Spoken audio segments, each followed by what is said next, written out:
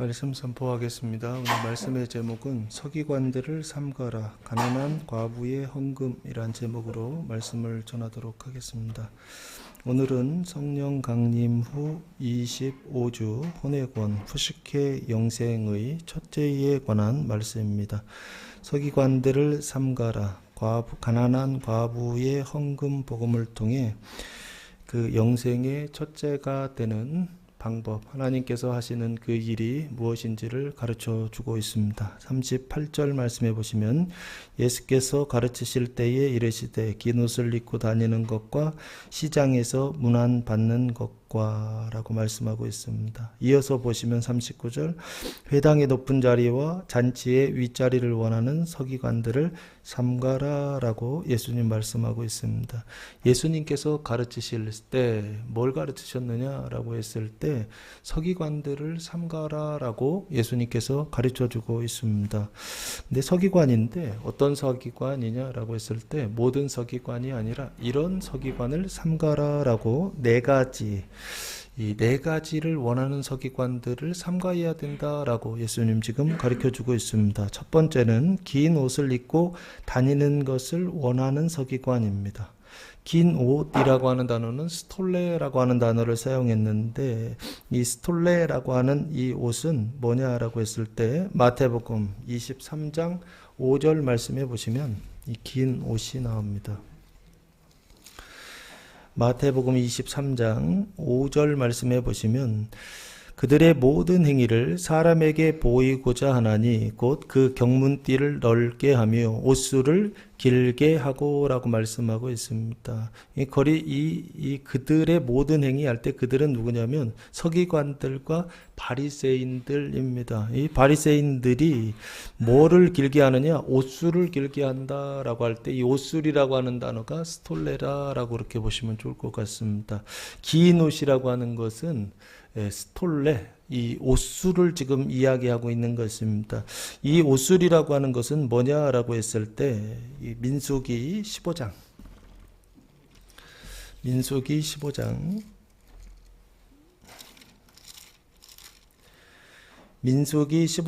38절 말씀해 보시면 이 옷술을 입고 다녔던 이유가 이 율법 때문입니다. 민수기 15장 38절 이스라엘 자손에게 명령하여 대대로 그들의 옷단 귀에 술을 만들고 청색끈을 그 귀의 술에 더하라.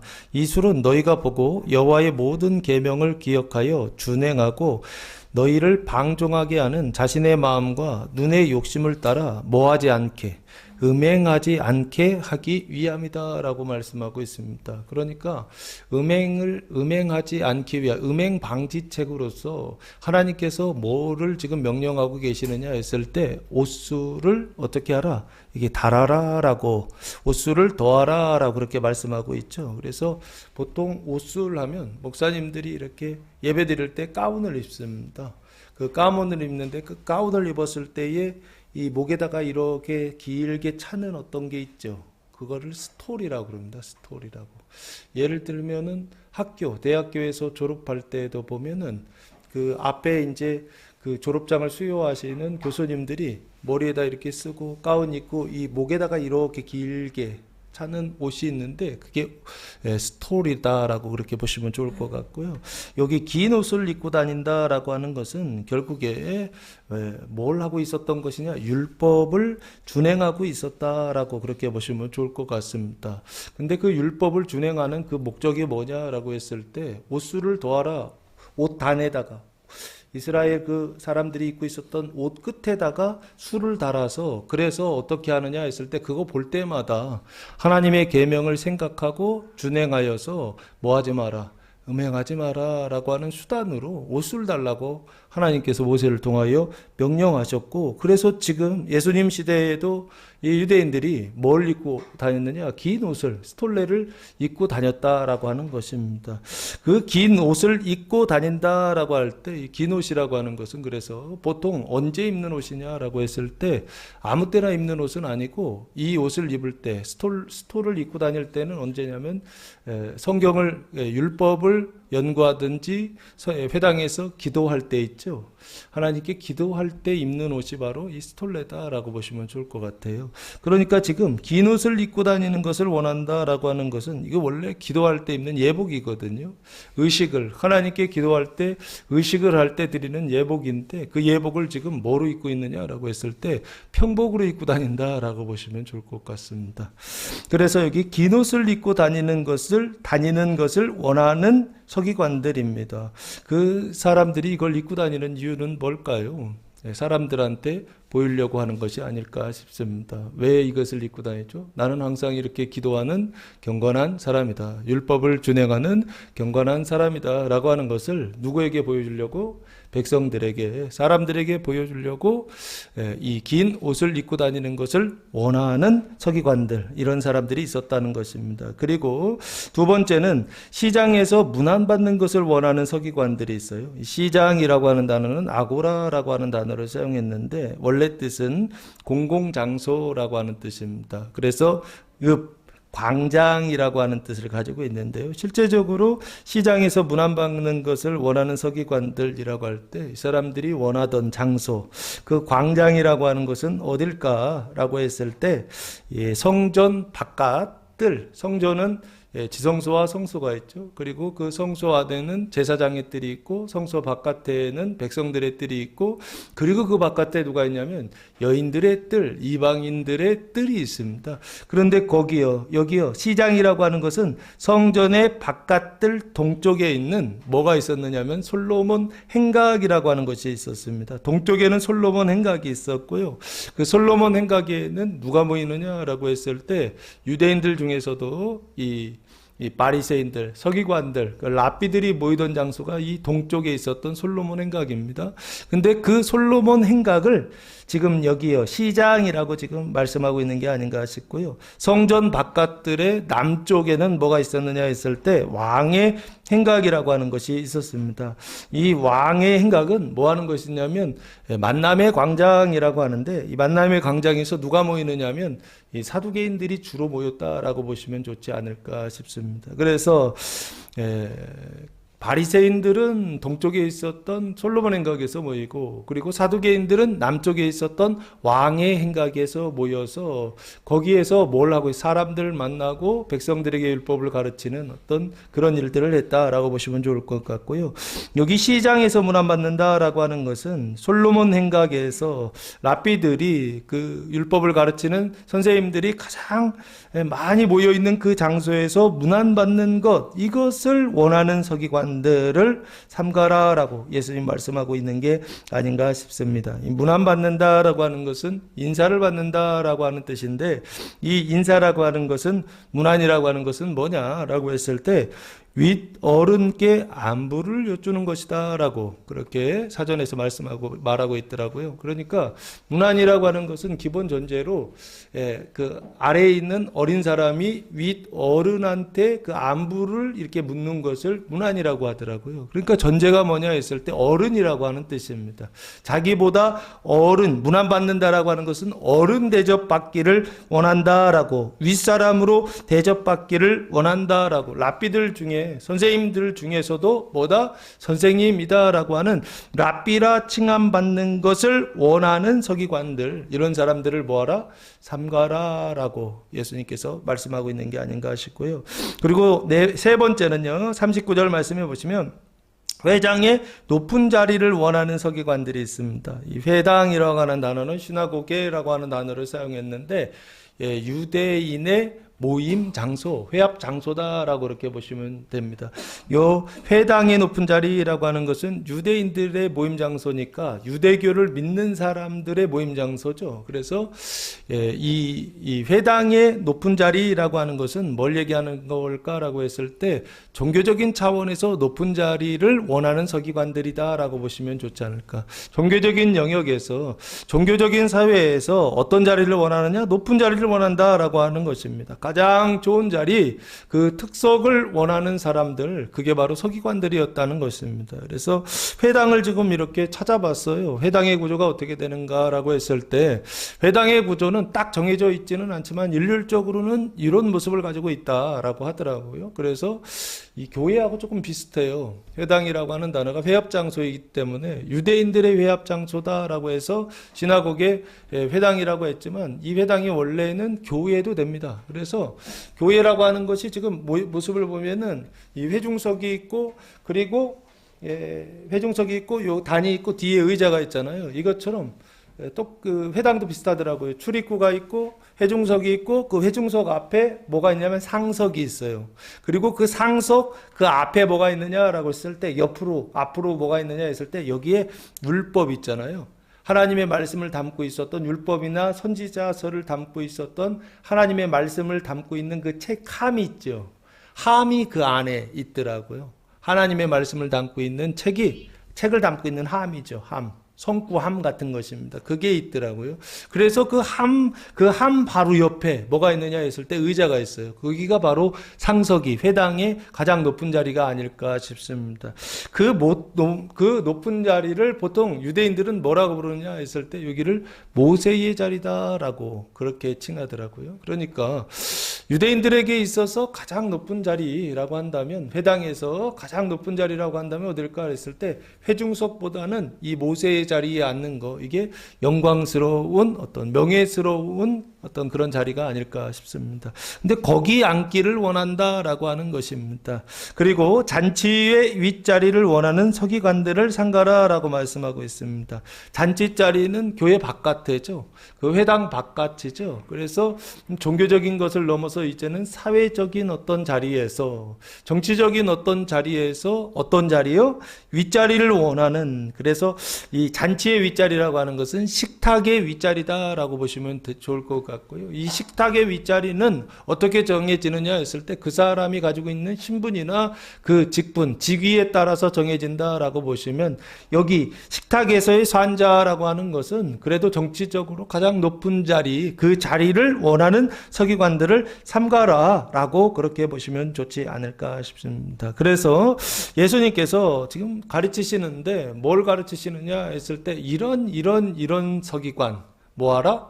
삼가라라고 예수님께서 그렇게 말씀하고 있습니다. 이 서기관이라고 하는 것은 원래 뜻은 뭐냐라고 했을 때 그람마티수라고 하는 단어를 사용했는데 기록자입니다. 기록하는 사람인데 뭐를 기록한다고요? 율법을 기록한다.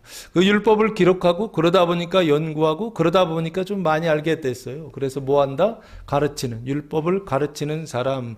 그것을 서기관이라고 그러고 다르게 번역하면은 율법 학자다라고 그렇게 번역하기도 하고 이게 랍비라 번역해도 아마 틀리지 않을 것입니다. 여기 서기관들을 삼가라라고 하는 것은 율법 학자들을 삼가라라고 보셔도 좋지 않을까 싶습니다. 그런데 이 율법 학자들은 이런 율법 학자다라고 하는 것입니다. 그래서 율법을 해석하는데 어떻게 해석하고 있느냐 했을 때 본질적으로 구원받을 수 있게 해석하는 것이 아니라 형식적으로 구원받지 못하게 천국을 이야기하지만 천국에 들어가지 못하게 막는 쪽으로 해석하는 사람. 그 사람들이 바로 누구냐 했을 때 지금 여기 예수님께서 말씀하시는 서기관들, 세상의 서기관들, 사람의 서기관들이라 그렇게 부르면 좋지 않을까 싶습니다. 그러면 서기관이 예수님께서 지금 삼가라는 이 삼가다라고 하는 단어가 블레포라고 하는 단어를 사용했는데 뜻은 보다 그리고 알다 그리고 마지막에 주의하다라는 뜻을 가지고 있더라고요. 그래서 주의하라, 삼가라라고 번역한 것이 아닌가 싶고요. 이 삼가다라고 하는 것은 결국에 뭐 하는 거냐 했을 때 멀리하라, 가까이 하지 말라라고 하는 것입니다. 이런 서기관들 가까이 하지 말라라고 하는 것입니다. 사람의 서기관, 세상의 서기관, 어찌 보면 이 사람들 지난주에 뱀, 독사더라, 독사의 새끼들아 그랬잖아요. 이 뱀들의 서기관들이라 보셔도 좋지 않을까 싶습니다. 사람이 무엇을 해서 의에 이르고 사람이 무엇을 해서 낙원에 이른다라고 가르치는 사람의 행위를 통하여서 가르친다라고 하는 이 사람들이요 서기관들 거짓 서기관들을 예수님께서 삼가라라고 말씀하고 있는 게 아닌가 싶고요. 예언서들에도 보면은 예언자들을 삼가라 하죠. 근데 어떤 예언자들이요? 모든 예언자들은 아니고 거짓 예언자들을 삼가라 라고 말씀하지 않습니까? 하나님께서 보내지 않은 자기가 마음으로 상상해서 말하는 선지자들이 있다는 거예요. 그런데 그 마음의 거짓을 따라서 그래서 예언을 하는 예언자들, 선지자들 어떻게 해야 된다? 삼가해야 된다. 거짓 선지자들을 떠나야 된다라고 하나님께서 구약에도 끊임없이 말씀하시는데, 여기도 보니까 예수님께서 선지자들 삼가라 하는데 어떤 선지자냐 봤더니 거짓 선지자들, 이 선지자들을 뭐 해야 된다? 삼가해야 된다라고 예수님 말씀하고 있는 게 아닌가 싶습니다. 삼가다라고 하는 것은 가까이 하지 말라는 것입니다. 삼가라라고 하는 것은 멀리 하라라고 하는 것입니다. 할렐루야. 삼가시기 바랍니다. 멀리 하시기 바랍니다. 가까이 하지 마시기 바랍니다. 거짓 선지자가 가까이 있다고 한다면 그 거짓 선지자를 어떻게 해야 되느냐? 멀리 해야 된다라고 하는 것입니다. 근데 우리가 멀리 하려고 해도 안 되죠. 주님께서 이번 주에 멀리 하게 하실 것입니다. 거짓 선지자들을 멀리 하게 하실 것입니다. 그 거짓 선지자들을 멀리 하게 하실 때 기뻐하며 하나님께서 하시는 일 감사하며 거짓 선지자들을 멀리 할 수 있는, 주님께서 그렇게 일하실 때 순종하심으로 멀리 할 수 있는 교회와 성도들 되시기를 예수님의 이름으로 축복합니다. 반대로 참된 서기관이 있어요. 거짓 선지자 말고 참된 서기관이 있습니다. 이 사람은 어디 있느냐 했을 때 마태복음 13장.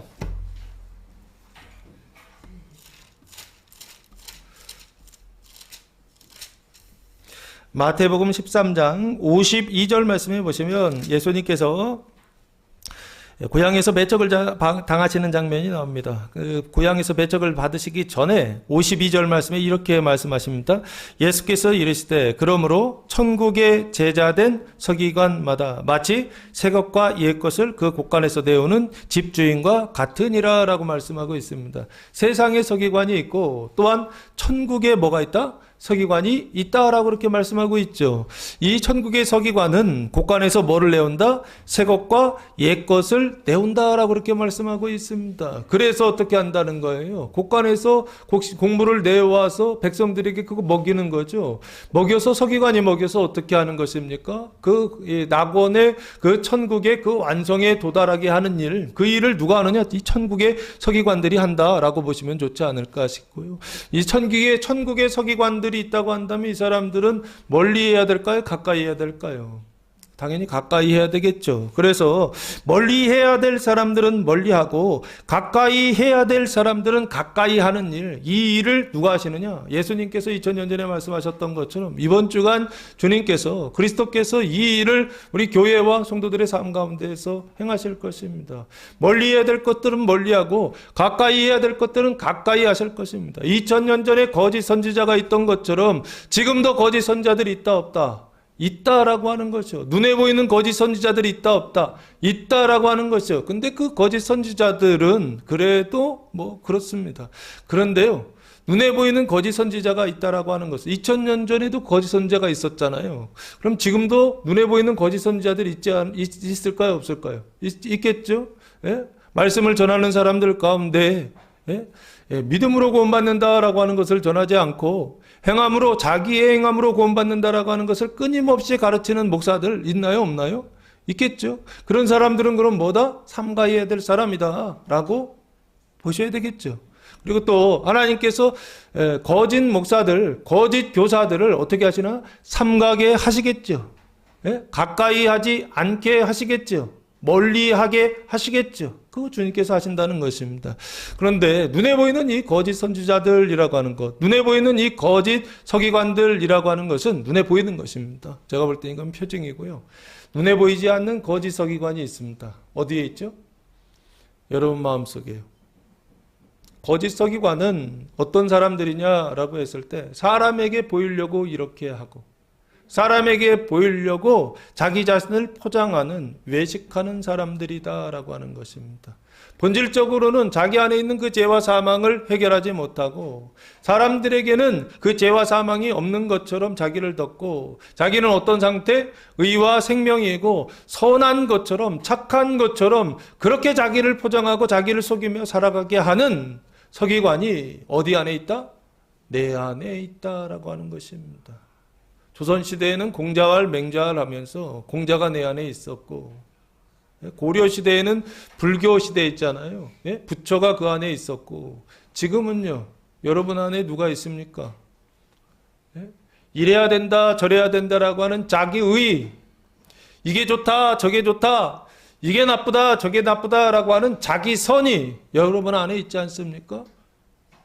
여러분 안에 있는 그 존재들이요, 여러분 안에서 끊임없이 말하는 그거요, 이거는 좋다, 이거는 나쁘다라고 판단하는 그것이요. 근데 그게 뭐 무조건 나쁘다라고 지금 말하는 것은 아닙니다. 왜 그러냐 했을 때, 말씀이 없을 때는 그거라도 있어야 돼요. 그래야 조금 그래도 윤리가 되고 도적이 돌아갑니다.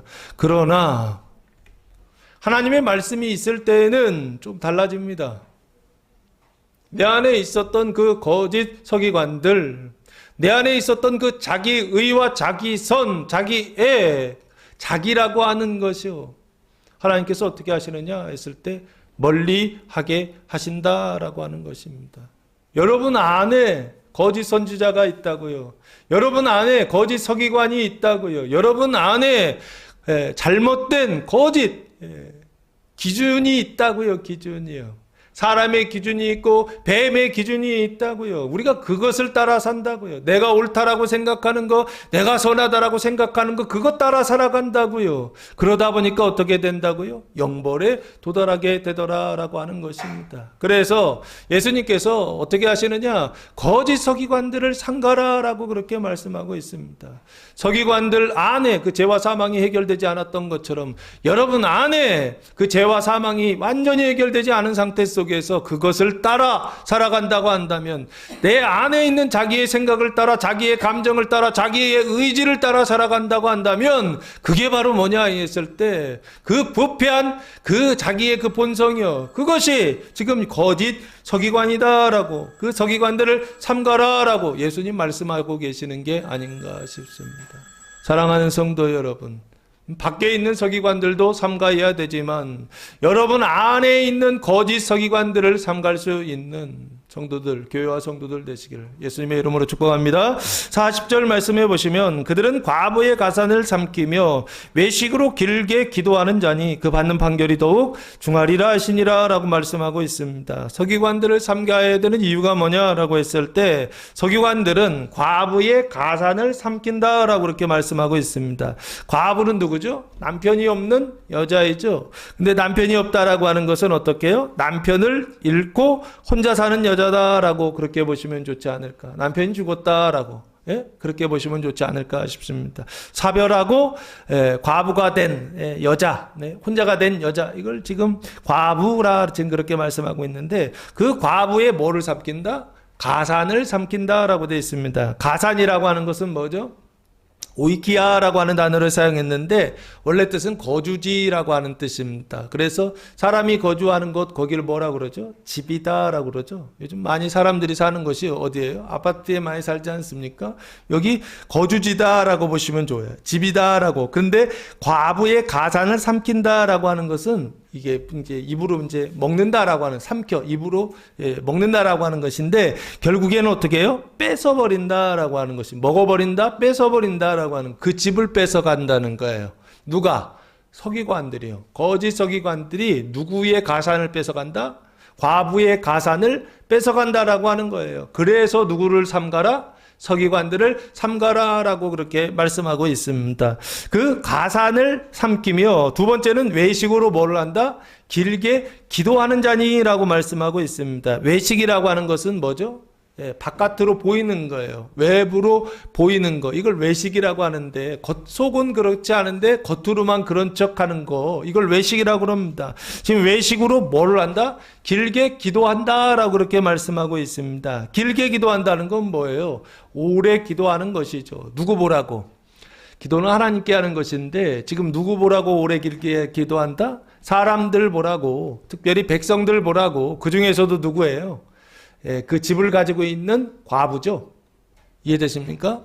그 과부의 가산을 뺏기 위하여 뭐 하고 있느냐 했을 때, 오래 기도한다는 거예요. 평상시에는 뭐 입고 다니고, 스톨레, 긴 옷을 입고 다니고, 그리고 기도할 때는 뭐 하고 있어요? 오래 기도하고 앉아 있더라라고 하는 것입니다. 지금 여기요. 왜 오래에 앉아 있다고요?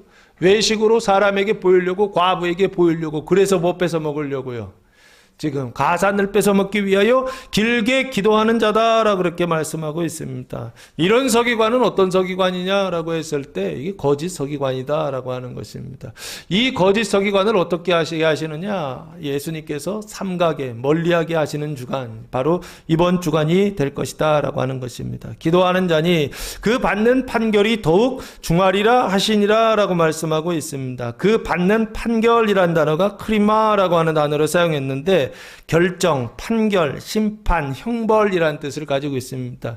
그러니까 판사가 몇 년 구형을 이렇게 딱 때리는 거죠. 예? 그래서 지금 여기 형벌을 받을 것이다. 근데 어떤 형벌? 중한 형벌, 엄한 형벌을 받을 것이다. 심판을 받을 것이다. 라고 그렇게 말씀하고 있습니다. 그러면 이 서기관들, 거짓 서기관들은 심판을 받는데 아주 엄한 심판을 받는다는 거예요. 그 엄한 심판이 뭘까요? 이게 바로 영벌이 아닐까 싶습니다. 벌을 받는데 영원히 벌을 받아요. 그래서 영벌의 심판을 받으리라 라고 예수님 말씀하고 있는 게 아닐까 싶어요. 그래서 이번 한 주간 예수님께서 우리 혼의 구원을 위하여, 우리의 생각의 구원을 위하여, 그 생각의 우리 생각의 그 구원이, 우리 생각이 구원을 받는데 그 구원의 완성이요, 첫째가 되게 하시기 위하여 하시는 일이 뭐냐라고 했을 때 거짓 서기관들을 삼가게 하실 것이다, 멀리하게 하실 것이다 라고 하는 것입니다. 울타리를 이렇게 세워서, 그래서 사람들과의 만남을 어떻게 하느냐, 차단하게 하시고 내 안에 있는 거짓 선지자들과의 그 관계를 멀리하게 하시는 일을 누가 하시느냐? 예수님이 하실 것이다 라고 하는 것입니다. 주님께서 그 일을 하실 때 순종하며 그 길을 따라가는 교회와 성도들 되시기를 예수님의 이름으로 축복합니다. 네, 참된 선지자는 어떻게 하라? 멀리하면 안 됩니다. 참된 선지자, 그 안에 하나님의 말씀을 가지고 있는 선지자들은 어떻게 해야 되느냐 했을 때 하나님의 말씀을 하나님의 말씀으로 해석하고 가르치는 예수님처럼 참된 선지자가 있습니다. 참된 서기관이 있습니다. 천국의 서기관이 있습니다. 이 서기관들은 멀리하면 됩니까? 안 됩니까? 오히려 이 참된 서기관들은 가까이, 참된 서기관들은 가까이 할 수 있는 한 주간 되시기를 바라겠습니다. 41절 말씀해 보시면 예수께서 헌금함에 대하여 앉으사 우리가 어떻게 헌금함에 돈 넣는가를 보실세 여러 부자가 많이 넣는데 라고 말씀하고 있습니다. 예수님께서 지금 가르쳤었어요. 서기관들을 삼가라 라고. 지금 성전에서, 성전 바깥들, 아마 예수님 지금 앉아 계신 곳이 솔로몬 행각에서 앉아 계셔서 지금 이 말씀하시는 게 아닌가 싶습니다. 헌금함에 대하여 앉으셨다라고요. 반대편에 앉으셨다라고 보시면 좋을 것 같아요. 그러면 이 헌금함이 어디 있는 건가 찾아봤더니 예루살렘 성전 바깥들에 여인의 뜰이 있습니다. 그 여인의, 이스라엘의 뜰이 있고 여인의 뜰이 있는데 그 여인의 뜰, 그 문 있잖아요. 그 문 앞에 헌금함이 있었습니다. 그 벽에 헌금함이 있었는데 그 헌금함이 몇 개가 있었는가 봤더니 13개의 헌금함이 있더라고요. 성전 앞에 여인들의 뜰이 시작되는 그 벽에 그 헌금함이 13개의 헌금함이 있어요. 그 헌금함에는 각각의 번호가 있고 그 번호는 왜 번호가 있느냐 했을 때 헌금을 할 때 헌금을 드리는 용도가 달라요. 그래서 그 용도에 맞춰서 헌금함을 놨는데 그게 13개의 헌금이었다라고 하는 것입니다. 그래서 그 13개의 그 헌금함을 이렇게 찾아봤더니 그 1번과 2번의 헌금함은 그 반세겔 성전세를 내는 헌금함이더라고요. 그리고 3번과 4번의 헌금함은 번제와 속죄제로 비둘기를 바치는 여인들이 이 비둘기를 바쳐야 되는데 바치지 못할 때 그에 상당하는 돈을 내는 헌금함이에요. 여인들이 비둘기를 하나님께 번제로 바칠 때 비둘기를 바치지 못하면 어떻게 하느냐 했을 때 그거에 상당하는 돈을 헌금으로 바친다 해서 3번과 4번은 이 헌금함이고요. 5번 헌금함은 제단의 목재를 구입하는 헌금함이다. 그리고 6번은 향의 비용을 내는 헌금함이다. 7번은 금잔의 비용을 내는 헌금함이고요. 8번은 속죄제 제물을 사고 남은 돈을 드리는 헌금함입니다. 그리고 9번 헌금함은 속건제를 속건제 재물을 사고 남은 돈을 드리는 헌금함입니다. 그리고 10번 헌금함은 비둘기를 사고 남은 돈을 드리는 헌금함이고요. 11번 헌금함은 나실인 서원 후 남은 돈을 드리는 헌금함이고요. 12번은 문둥병자 정결 예식 후에 남은 돈을 드리는 헌금함이고요. 13번은 자원 헌금을 넣는 것입니다. 아유, 이거 설명하다가 숨 넘어가겠네요. 무슨 헌금함이 이렇게 많아요? 예루살렘 성전 그 앞에 그 여인들의 그 뜰, 그 성벽에, 벽이라고 해야 되겠죠? 그 벽에 헌금함이 13가지가 있었는데 그 용도에 따라 그 명분에 따라 명목에 따라서 13개의 헌금함을 갖다 놨다는 거예요. 13개. 네? 이 헌금함을 갖다 놨다는 건 이거 좋은 건가요? 나쁜 건가요? 아마 성전에서 필요해서 이렇게 했겠죠. 그렇죠? 예. 근데 율법에는 헌금함이 있나요? 없나요? 하나님의 말씀에는 헌금함이 있었어요? 없었어요? 율법에는 헌금함이 없었습니다.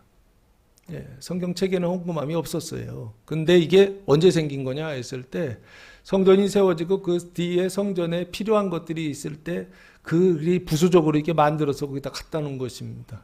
예. 이거 어떻게 해야 되느냐 했을 때 번제를 드리고 속죄제를 드리고 속건제를 드리고 남은 돈 이거 어떻게 해야 됩니까? 그랬더니 그러면 헌금함에다 넣어라 해서 이 헌금함이 만든 게 아닌가 싶어요. 그러니까 현실적인 이유 때문에 만들기는 했지만 그러나 이게 나중에는 형식적으로 바뀌게 되면 그럼 어떻게 될까요? 이게 악용이 되지 않았을까 싶습니다. 뭐를 위한요? 성도들의 그 헌금을 착취하기 위한 수단으로 사용되지 않았을까 싶습니다. 어쨌든 여기요 헌금함에 대하여 앉으사라고 그렇게 말씀하고 있습니다. 예수님께서 맞은편에 앉으셨다는 거예요. 그 맞은편이 어디냐 했을 때 동쪽에 있었던 솔로몬 행각입니다. 그래서 동쪽에 솔로몬 행각에서 이렇게 맞은편으로 보면은 여인의 뜰이 있고 그 여인의 뜰 그 문이 있어요. 이스라엘의 백성들의 행각으로 들어가는 뜰로 들어가는 문이 있는데 그 고기를 맞은편으로 보면서 앉아 계셨다는 거예요. 앉으사 우리가 어떻게 헌금함에 돈 넣는가를 보실세라고 말씀하고 있습니다. 예수님께서 의도적으로 거기 앉아가지고 지금 어떻게 해요? 쳐다보고 계시다라고 관심함에 지금 바라보고 계시다라고 하는 것입니다. 뭘 바라보냐 했을 때 어떻게 헌금함에 돈 넣는가. 예수님의 관심은 이거예요.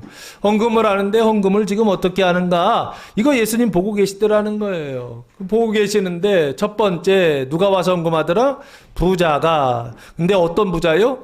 여러 부자라고 되어 있습니다. 부자 여러 명이 이 헌금을 하는데 어떻게 했다? 돈을 많이 넣었다라고 그렇게 말씀하고 있습니다. 이 여러 부자는 누구일까요? 1번, 여러 부자 1번, 여러 부자 2번, 여러 부자 3번, 부자 1, 2, 3 뭐 이렇게 있다고 친다면 이 여러 부자는 어떤 사람일까요? 부유하고 풍부한 사람, 돈이 많은 사람들을 지금 여러 부자다라고 말씀하고 있는데 저는 그냥 예상하기로 40절에 그 과부의 가산을 삼켜서 부자가 된 서기관들이다라고 그렇게 보시면 좋지 않을까 싶습니다. 참된 서기관이 아니라 천국의 서기관이 아니라 어떤 서기관이요? 거짓 서기관들. 이 사람들이 바로 누구냐 했을 때 여기 여러 부자다라고 보시면 좋지 않을까 싶고요. 이 여러 부자들은 그 과부의 가산을 삼켜서 백성들의 돈을 삼켜 가지고 뭐 하고 있느냐 했을 때 하나님께 헌금하고 있더라는 거예요. 근데 어떻게 해요? 많이 넣는데 많이 헌금하고 있더라라고 하는 것입니다. 42절 말씀해 보시면 한 가난한 과부는 몇 명이에요? 한 사람이죠. 그런데 이 과부는 지금 재정 상태가 어때요? 가난한 과부다라고 그랬죠. 그러니까 가난하다라는 것은 돈이 있다 없다? 없다라고 하는 것입니다. 하루 먹고 하루 사는 여자다라고 그렇게 보시면 좋지 않을까. 빈곤하다, 거지다, 비난하다라고 하는 뜻입니다. 과부는 이라고 되어 있죠. 이 과부는 어떤 과부냐라고 했을 때 앞에 40절에 그 집을 빼앗긴 가산을 빼앗긴 과부가 있었죠. 그래서 이 과부는 그 과부다라고 보시면 좋지 않을까. 그럼 이 과부는 지금 과부니까 남편 있어요 없어요? 남편 없고 집이라고 한 채 남편이 물려줬는데 그 가산까지도 집까지도 뭐 했어요? 거짓 서기관들한테 빼앗기고 그래서 집도 빼앗기고 남편도 빼앗기고 그래서 뭐가요? 먹을 게 없는 여자예요. 그게 바로 지금 여기요. 한 가난한 과부다라고 보시면 좋지 않을까 싶어요. 왔다라고 하는 건 성전에 온 것이죠. 그리고 그 헌금함 앞에 온 거예요. 여인들의 뜰. 여인들이 들어올 수 있는 자리는 여기까지밖에 못 들어와요. 이스라엘의 뜰이라고 하는 그 다음 단계나 그리고 제사장의 뜰이라고 하는 그 성전 안까지는 못 들어가고 성전 바깥 뜰까지만 여기 올 수 있거든요. 여기에 와서 2렙돈 곧 한 구드란트를 넣었다라고 말씀하고 있습니다. 어디에 넣었죠? 당연히 헌금함에 넣었겠죠. 무슨 헌금함일까라고 했을 때 3번과 4번의 헌금함이 아닐까 싶습니다. 번제나 속죄제를 그 비둘기로 바쳐야 된다라고 했잖아요. 비둘기로 바치는 번제나 속죄제를 비둘기로 바치는 여인들이 이 비둘기를 바치지 않고 상당하는 돈을 대신 넣었다라고 돼 있잖아요. 바로 지금 이게 아닐까 싶어요. 2렙돈이라고 하는 금액은 비둘기 한 마리 값이다라고 돼 있더라고요. 2렙돈이라고 하는 것은 비둘기 한 마리 값인데 한 고드란트와 같다라고 돼 있잖아요. 한 고드란트는 뭐냐 했을 때 가장 작은 단위인데 어디에서 작은 거냐면 로마의 동전에서 가장 작은 돈 있죠. 이것을 지금 고드란트다라고 그렇게 말씀하고 있고요. 한 렙돈이면 얼마냐 했을 때 600원이다 라고 생각하시면 돼요. 그래서 2렙돈이니까 1200원 정도 된다. 1200원에서 1500원 정도 된다라고 그렇게 생각하시고요. 그거 가지고 살 수 있는 게 뭐냐? 비둘기 한 마리 산다라고 그렇게 보시면 좋을 것 같습니다. 그래서 2렙돈을 넣었다라고 그렇게 말씀하고 있습니다. 왜 2렙돈을 넣었을까라고 했을 때 이게 속죄제를 위한 비둘기, 제물을 하나님께 바쳐야 되는데 제물을 여인은 그 안에 들어가서 바칠 수가 없어요. 그러니까 어떻게 해요? 헌금을 드린 게 아닌가 싶습니다. 누구를 위해서 이 속죄제 제물을 바쳤을까요? 자기를 위해서요? 죽은 남편을 위해서 그러지 않았을까 싶습니다. 어쨌든 2렙돈 곧 한 구드란트를 넣는지라 이건 제가 유추한 것입니다. 혼자. 왜 이 여자가 나중에 보면 예수님께서 생활비 전부를 넣었다고 하시는데 왜 이 여자가 이렇게 생활비 전부를 자기 이거 먹고서 살아야 될 거 아니에요. 근데 이거 바치면 자기 먹을 게 없어요. 그래서 결국엔 어떻게 해요? 죽을 수밖에 없는 그런 어떤 형편이거든요. 근데도 이거를 바쳤다는 거예요. 왜 바쳤을까 했을 때 자기를 위해서는 바치지 않았을 것 같아요. 누구를 위해서? 죽은 남편을 위해서. 남편의 죄를 속죄하기 위하여, 속죄제를 위하여서 제물을 바쳐야 되는데 들어가서 못 바치니까 이 여인들의 뜰에서 헌금함에 바친 게 아닌가라는 생각을 그냥 저 혼자 해봤습니다. 왜 바쳤을까 생각해 봤을 때 저 혼자 그렇게 생각해 봤고요. 43절 말씀해 보시면 예수께서 제자들을 불러다가 이르시되 라고 말씀하고 있습니다. 다른 사람들을 부르지 않고 누구만 딱 집어서 제자들만 딱 집어서 불러다가 이르시되 내가 진실로 너희에게 이르노니 이 가난한 과부는 헌금함에 넣는 모든 사람보다 많이 넣었도다라고 말씀하고 있습니다. 예수님께서 지금 제자들을 불러다가 말씀하세요. 내가 진실로 너희에게 이른다라고 하는 것입니다. 예? 참으로 진리로 너희에게 이른다라고 하는 것입니다. 이 가난한 과부는 헌금함에 넣는 모든 사람보다 어떻게 했다? 많이 넣었다라고 하는 것입니다. 제자들을 불러다가 예수님께서 이 여자에 대해서 이렇게 말씀하시는데 이거는 칭찬인가요? 탄식인가요? 예수님께서 이 여자의 형편과 그리고 이 여자의 처지까지도 다 아실 것 같아요. 영적인 상태까지도 다 아시는 것 같은데 지금 예수님께서 이 여자를 보시면서 지금 뭐라고 말씀하시느냐 했을 때 앞에 그 부자들보다도 이 여자가 비둘기 한 마리 드렸거든요. 이 여자가 더 많이 가장 많이 드렸다라고요.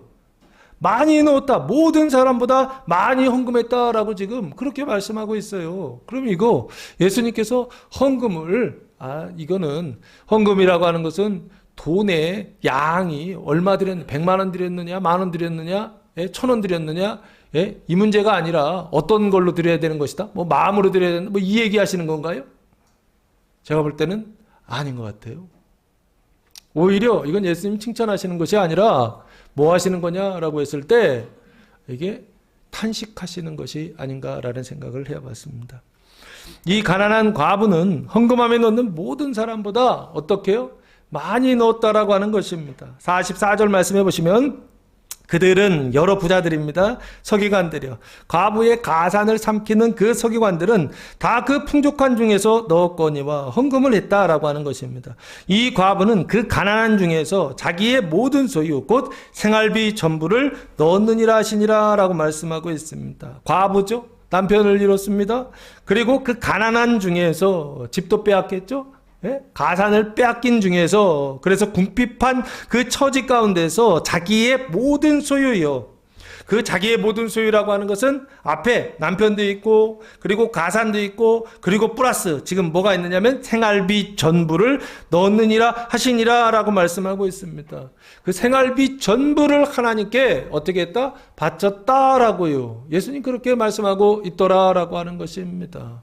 이 헌금은 참된 헌금일까요? 거짓 헌금일까요? 이 여자가 드리는 이 헌금은 하나님께서 받으시는 헌금일까요? 아니면 하나님께서 받지 않으시는 헌금일까요? 이거 하나님 기뻐하실까요? 기뻐하시지 않을까요? 남편도 잃고 집도 잃고 그리고 생활비까지도 다 그 성전 헌금에 바쳐야 되는 그 이스라엘 백성들의 지금 그 상태를 지금 성경이 지금 말씀하고 있는 거 아닌가요? 이거 하나님께서 기뻐하실까요? 이거 예수님께서 기뻐하실까요? 제가 볼 때는 기뻐하시지 않을 것 같습니다. 이유가 뭐냐라고 했을 때 그 다음 절 보시면 마가복음 13장 1절 말씀해 보시면 예수님께서 이 여자에 대한 얘기를 하시고 나서 바로 뭐라고 하시느냐 했을 때 예수께서 성전에서 나가실 때에 제자 중 하나가 이르되 선생님이여 보소서 이 돌들이 어떠하며 이 건물들이 어떠하니까 하면서 이 돌들 이 건물들이 성전을 얘기하는 겁니다. 이 성전이 아름답게 화려하게 웅장하게 멋있게 지어졌거든요. 왜? 과부의 가산을 삼켜서. 그래서 그 돈 가지고서 하나님의 성전을 아름답게 지었어요. 이거 어떻게 될까요? 물어봤을 때 예수님이 이렇게 대답하십니다. 예수께서 이르시되 네가 이 큰 건물들을 보느냐? 돌 하나도 돌 위에 남지 않고 다 어떻게 된다? 무너뜨려 지리라 라고 그렇게 말씀하세요. 그럼 예수님 화가 났다 안 났다? 예수님 화가 많이 나신 것 같아요. 뭐 때문에 화가 났다? 앞에서 있었던 그 일련의 일들과 연결 지어져서 이 성전이 뭐 하는데 역할을 해야 되느냐 했을 때 하나님의 백성들이 그 성전을 통하여서 표징으로 메시지를 받아서 구원을 받고 천국에 가야 되고 낙원에 이르러야 되는데 그 수단으로 사용하지 않고 성전이 뭐의 수단으로 사용되고 있었느냐? 영벌의 수단으로 사용되고 있더라라고 하는 것입니다. 그래서 누가 화가 나셨다? 예수님이 화가 많이 나신 게 아닌가 싶어요. 그래서 하나님의 성전을 자기의 손으로 뭐 하시겠다? 무너뜨리시겠다라고요. 말씀하시는 분 그분이 바로 누구시다? 지금 예수님 아니신가요? 예수님께서 왜 그렇게 말씀하실까요? 예수님께서 왜 이렇게 화가 나셨을까요? 성전이 성전의 역할을 하지 않고 있었기 때문에 그런 게 아닐까. 그리고 서기관들이 서기관들의 역할을 하고 있지 않았다라고 하는 것입니다. 어떻게 하고 있었다라고 하는 거예요. 자기도 천국에 들어가지 않고 그리고 백성들도요. 사람들도 어디에 들어가지 못하게 낙원에 들어가지 못하게 하고 있었던 사람들 그게 바로 누구였다? 유대교의 종교 지도자들이었다라고 하는 것입니다. 자, 그래서 다시요. 자기의 모든 소유 생활비 전부를 넣었다라고 헌금했다라고 하는 것은 주님 보실 때에 이건 칭찬하시는 것이 아니라 예수님께서 탄식하시고 이것 때문에 어떻게 해요? 분노하시는 것이 아닌가라는 생각을 해보았습니다. 사랑하는 성도 여러분, 헌금이라고 하는 것은 두 가지입니다. 하나님께서 받으시는 헌금이 있지만 하나님께서 받지 않으시는 헌금이 있다라고 하는 것입니다. 거짓 헌금이 있다라고 하는 것입니다. 과부의 가산을 삼키고 그리고 그 생활비 전부를 삼키는 헌금이 있다 없다? 있다라고 하는 것입니다. 이 거짓 헌금이라고 하는 것을 이건 어떻게 해야 될까요? 당연히 삼가야 되지 않을까 싶습니다. 참된 헌금에 대해서 본문은 안 나와 있어요. 참된 헌금에 대해서 본문은 안 나와 있는데 참된 헌금에 대해서 성경이 언약하고 있습니다. 그 말씀을 잠깐만 드리겠습니다. 룻기 3장 1절에서 5절까지 말씀인데요. 참된 헌금을 드려야 된다라고 하는 것입니다. 거짓 헌금을 드리는 것이 아니라 참된 헌금을 드리는 것이요. 그래서 거짓 서기관들을 삼가고 거짓 헌금을 삼가고 뭘 해야 되느냐 했을 때 참된 서기관들을 가까이 하고 그리고 참된 헌금을 드려야 되는데 지금 여기요. 3장 룻기 3장 1절에서 5절 말씀해 보시면 아주 중요한 하나님의 언약이 여기 담겨져 있습니다. 룻의 시어머니 나오미가 그에게 이르되 내 딸아 내가 너를 위하여 안식갈 곳을 구하여 너를 복되게 하여야 하지 않겠느냐. 네가 지금 롯의 시어머니잖아요. 시어머니 나오미가 룻한테 지금 말하는 것입니다. 안식갈 곳을 구하여 너를 복되게 하여야 하지 않겠느냐. 안식갈 곳이 남편이에요.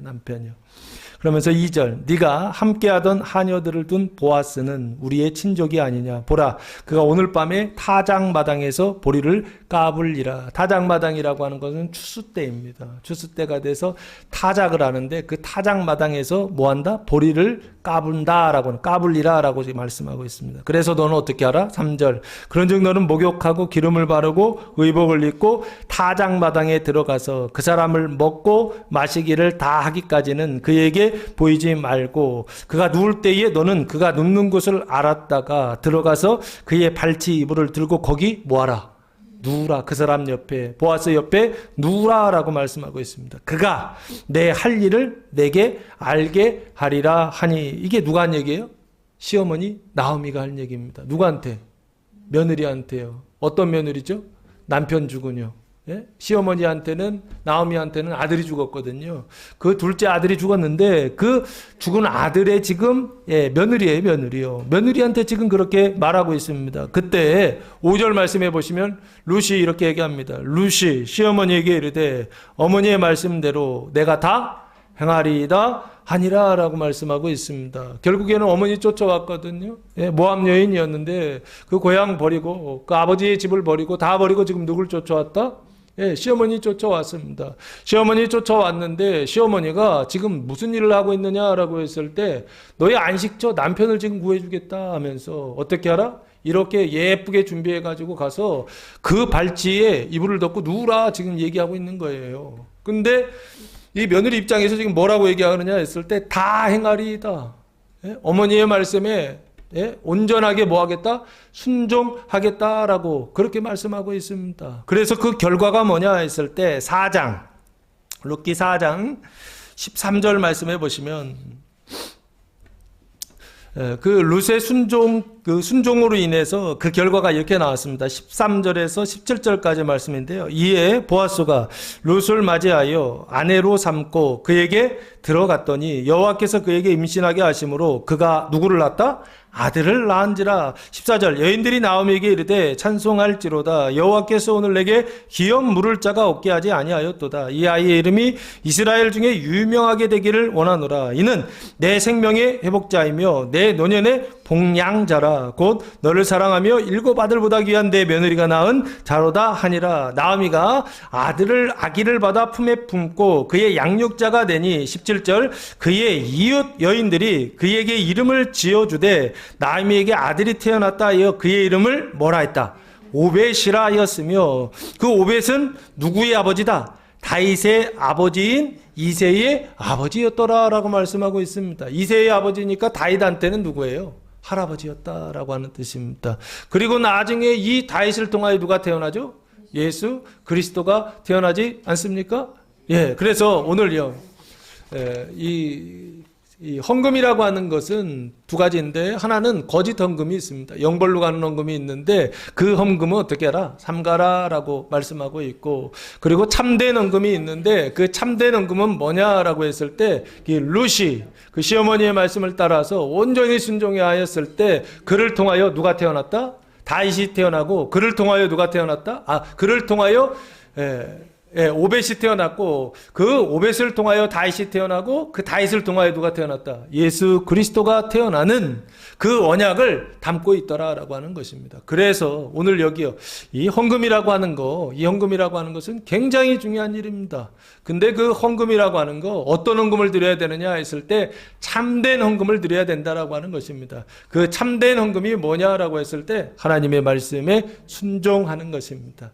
여기 거짓 헌금을 드렸을 때는 오히려 그거 어디로 데려가느냐? 영벌로 데려간다라고 한다면 참된 헌금을 드릴 때 그 헌금은 어디로 데려가느냐 했을 때 메시아가 태어나게 하신다라고 하는 것입니다. 그리스도께서 그 가문에서 태어나게 하신다라고 하는 것을 성경이 뭐하고 있느냐? 담고 있더라라고 하는 것입니다. 거짓 헌금은 삼가고 참된 헌금을 하나님께 드려서 그래서 영생의 첫째가 되는 교회와 성도들 되시길 예수님의 이름으로 축원합니다. 기도하겠습니다. 사랑과 은혜가 풍성하신 아버지 하나님, 감사와 찬송과 영광을 올려드립니다. 주님의 성령이 강림하는 서기관들을 삼가라. 가난한 부자의 과부의 헌금 복음이 선포될 때 그 말씀을 믿고 따름으로 자기의 모든 소유 생활비 전부를 봉하는 교회와 성도들 되게 하옵소서. 이제는 우리 주 예수 그리스도의 은혜와 하나님 아버지의 무한하신 사랑하심과 성령의 교통하심이 사랑하는 성도들 머리 위에와 가정 위에와 교회 위에 이제로부터 영원토록 함께 하시기를